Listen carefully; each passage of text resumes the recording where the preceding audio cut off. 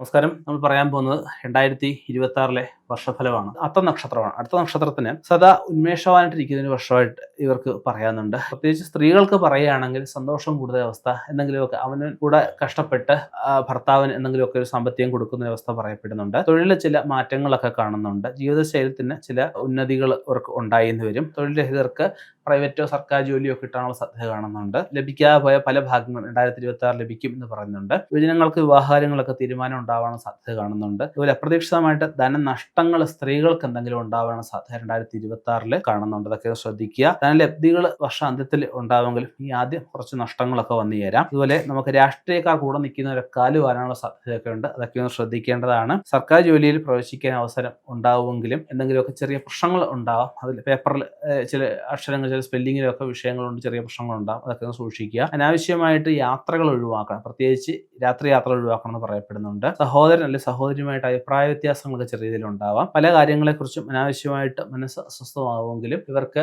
സുഹൃത്തുക്കളുടെ ഭാഗത്തുനിന്ന് വർഷാന്ത്യത്തിൽ ധാരാളം ധനലാഭങ്ങൾക്കുള്ള വഴി വെക്കുന്നതായിരിക്കും.